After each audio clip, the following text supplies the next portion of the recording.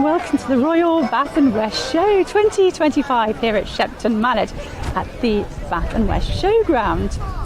Just arrived here on the coach from Taunton on a berries bus, and I'm about to explore it, and I thought you'd like to join me and have a look around, see what I see. Came here last year, there was just so much to see. Made a video, but I just couldn't video everything that was going on, so I've come back for a second year in a row.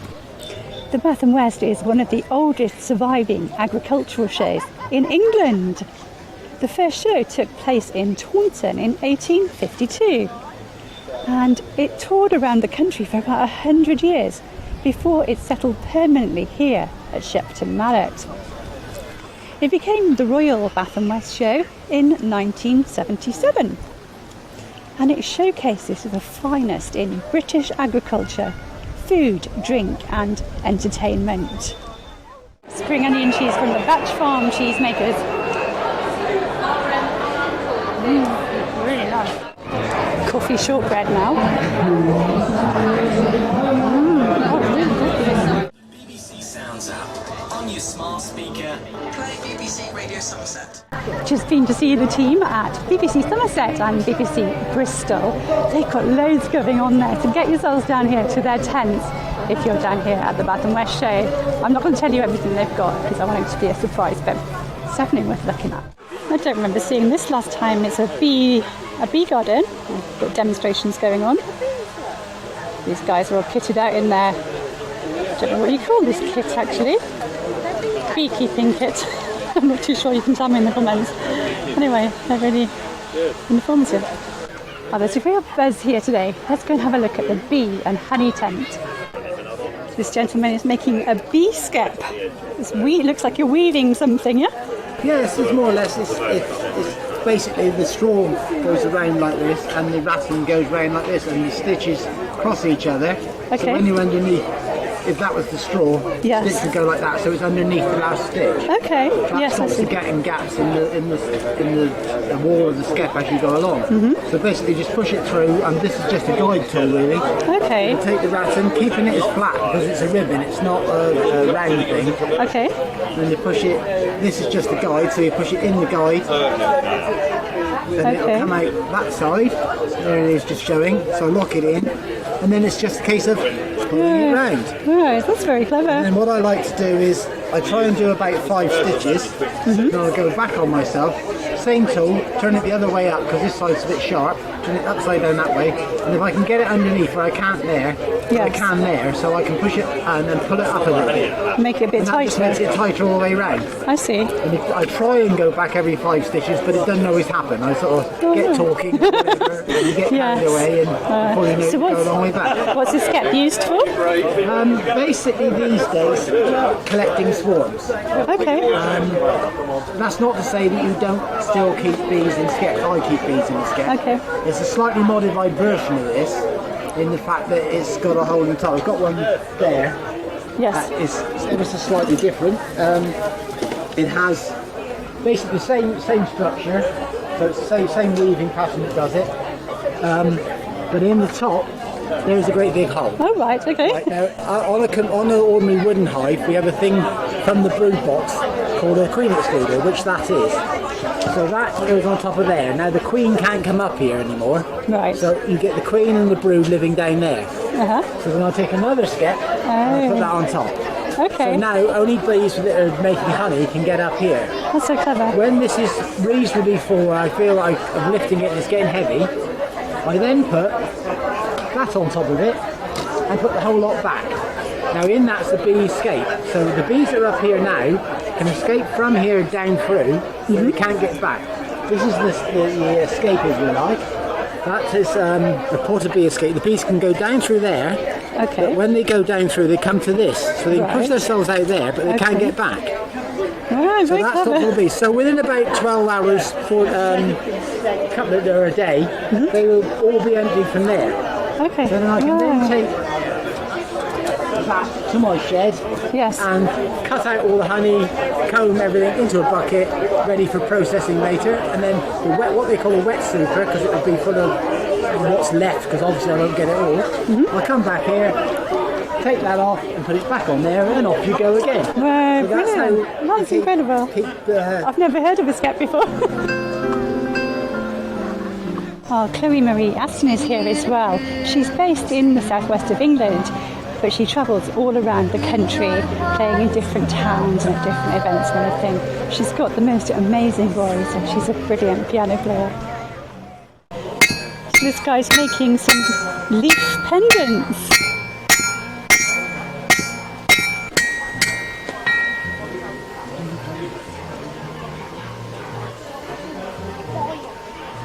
Because I've got a solar powered forge, it's not really that sunny right now, so it's not Yes. going full power. Okay.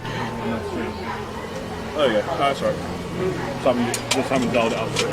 So what's it going to turn into? One of those? When it's fully done, it'll be like those on the table. Okay. But at the moment, I'm making these little blanks, Okay. so I can chisel the leaves in, like the leaf veins in, and then Yes. draw out the tang. Oh wow. And how long would one of those take you to make? I've done a line of hooks that took me this morning, Yes. and I got to still punch the holes in those. Yeah. It's going to take me a fair while. It's really worth it. Yeah, definitely. Thank you. So I was just talking to Sam Smith, the blacksmith there, and you can find him. He's based at Moorlinch Spring Farm, and he does experience days as well. Wow, look at this. A chainsaw sculpture. You can buy it for £1,800 from Jules Carving. Tracy Chainsaw Sculptures. You can check them out on Facebook. Wow, this is amazing.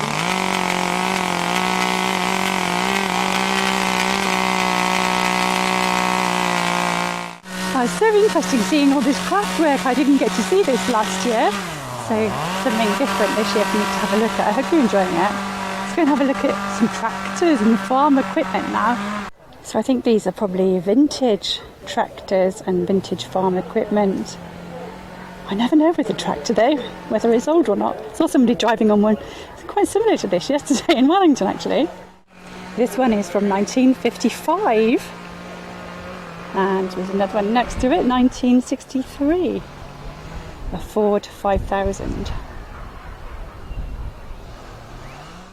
Lots of red tractors here.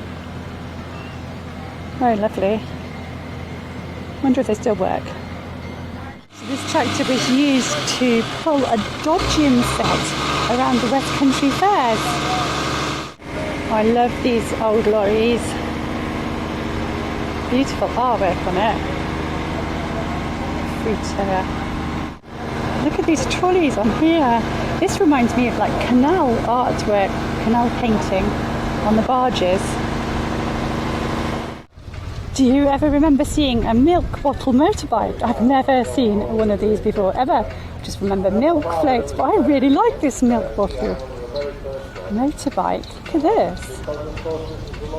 Got the money bag there. And look at this churn, it's beautifully painted. It's Castle Country Dairy, 1935, and no wonder I don't remember these. My parents would probably have remembered them. Oh wow, look at this. It's a sawing machine.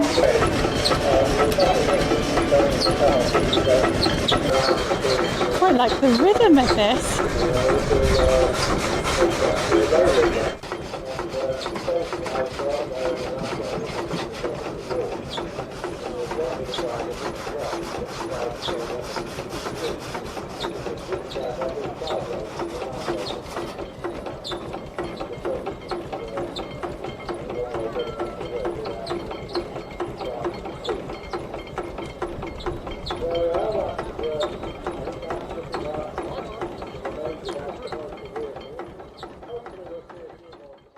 Oh, that was really interesting to watch. Little things like that really entertain me. I could have watched that for hours.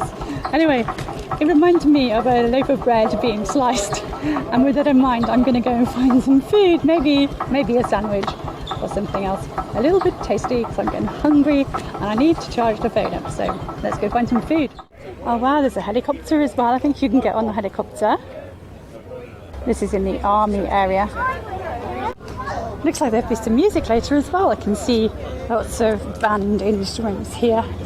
And this is the Royal Court of Army Music. Wow, there's over 600 traders here today, this weekend.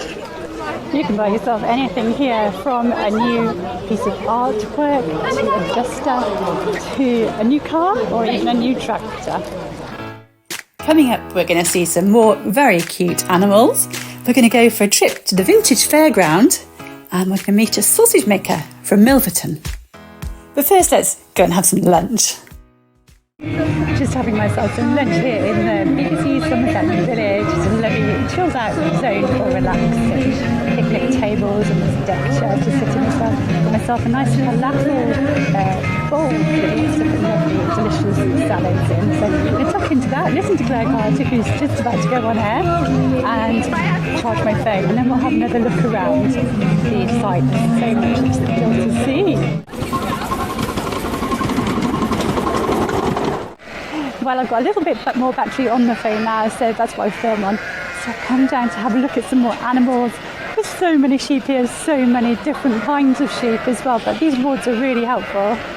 This one doesn't want to have his teeth looked up. I don't blame it, I hate the dentist.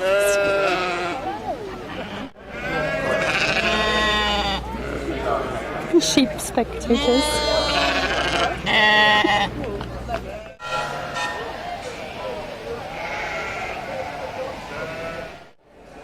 Oh, how gorgeous, little piglets having a feed. You can hear them slurping away from their mum. She looks so chilled out. Oh, some more piglets. This is Ruby with her litter. These piglets are 7 weeks old. How gorgeous are they? I love the pink and grey stripes on them. Mostly black, but with this... They look like they're wearing little waistcoats, really, pink waistcoats. How cute. Oh, we've got a pig show going on.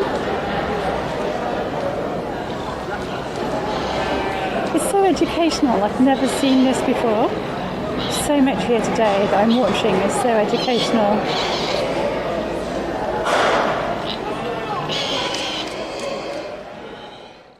Oh, so these pigs that I was wondering about earlier with their little waistcoats on, they're called Hampshire pigs. A British native breed. Well, let's go and see some cows.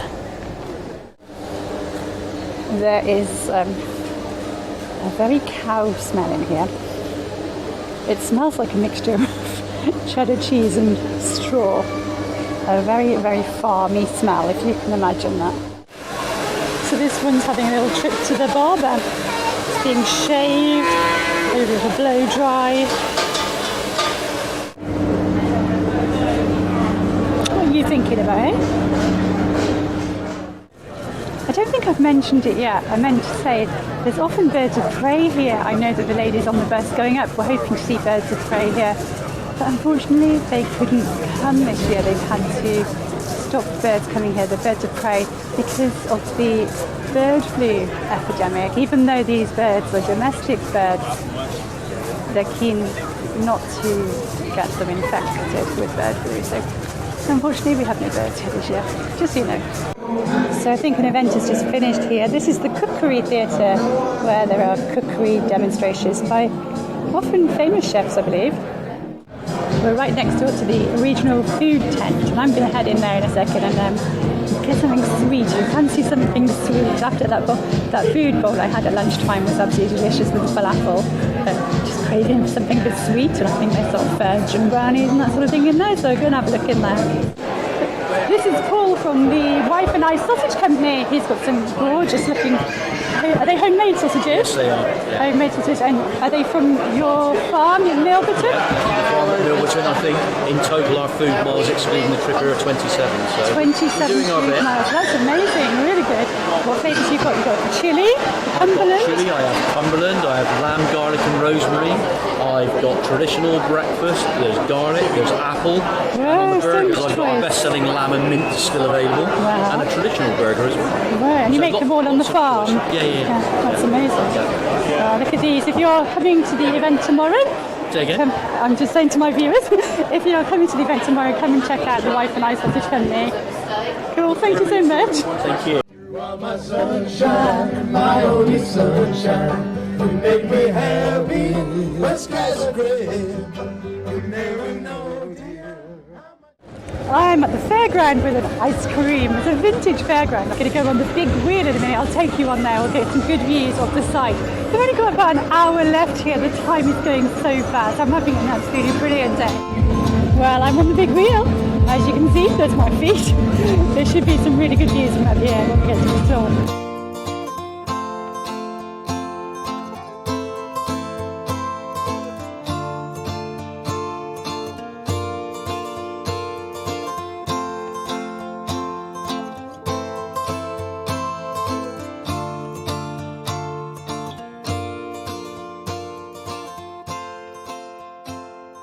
So thank you to our exhibitors, thank you to our judges, thank you to our stewards for their efforts today. Oh, I've had such a lovely day down here with the animals and with the traders and testing on their food. It's absolutely gorgeous. So I'm going to head home now. My bus is due to leave in just a few minutes' time. But before I go though, before I finish this video, I'm going to chat to a couple of ladies who were opposite me on the table on the bus. They've agreed to just give me a little feedback from their day here, so I'm interested to find out what they enjoyed about it so that I can tell you from a different person's point of view. So I've met Muriel and Jackie on the bus and they've agreed to just tell me a little bit about their days and what were their highlights. So I'm going to just pass you over to them. I bought several things, Scotch eggs. Oh yeah? Scotch eggs, and we ended up seeing three ladies singing, which was absolutely wonderful. Oh, I didn't see that. We knew the words. Oh, you knew the words on the side. Did you sing along as well? We're an age that we knew the words. Oh, brilliant. So that was good. Yeah, I enjoyed it very much. And the big black cloud hung over the ground, but didn't actually rain on us. It did as well. Good. I didn't feel a single drop. No. That's brilliant. It's looking very dark out there. How about you? What was your highlight? Well, yes, delightful day. Great stalls, lovely food places. Yes, like Jackie, I love visiting. What about the animals? Do you go and see the animals as well? I don't watch them too much. Being a vegetarian, it worries me that they might be killed, so I don't eat well. Yeah. But I love the fact there were loads of dogs around, so lovely. Yeah. No, delightful. We were blessed with the weather.